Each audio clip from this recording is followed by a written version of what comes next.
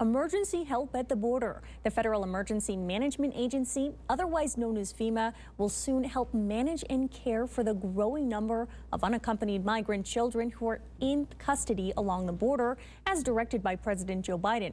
More than 3,200 were in Border Patrol custody this week, according to CNN. Our Rachel Phillips breaks down what Congresswoman Veronica Escobar told ABC News. Rachel.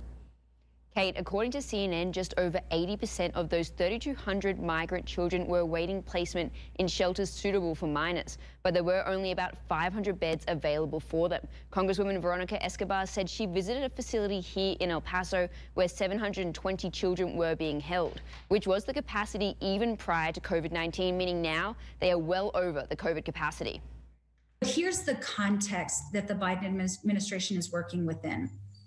They're walking into an agency that was almost deliberately dismantled and damaged by the prior administration. Congresswoman Escobar said even before the change in administration, there were not enough personnel or contracts with licensed facilities to handle the demand. They're doing everything they can possibly to shave the amount of time that children are in Border Patrol custody. That's their first stop. The next stop is those shelters. Escobar says the Trump administration held migrant kids for 90 days, and she met some children who had been held for 6 months or a year. According to Escobar, President Biden has shaved that down to between 30 and 35 days in shelters. Escobar telling ABC News, right now the Biden administration is still holding children in Border Patrol custody for more than the legal limit, 72 hours. And while the facilities are better than what they were 2 years ago, they're still not acceptable in that, these holding facilities are not intended to hold children or anybody for extended periods of time. According to Escobar, the previous administration didn't want to reimburse local communities for testing and quarantining migrants. The Biden administration does, but there's a catch. The governor has to approve it, and Governor Greg Abbott denied the funds. Not only did he reject that funding, but then he turned around and went on Fox News and other cable networks and said immigrants are bringing disease like COVID into our country, fueling racism, xenophobia.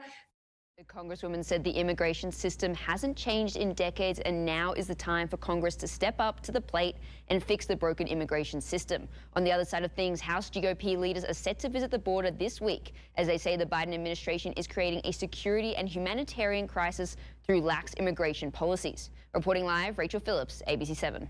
Earlier this week, Governor Greg Abbott disagreed. He said the Biden administration lacks the resources to deal with the influx of migrants. The Border Patrol told me that they did inform the Biden administration and let them know that this influx was coming.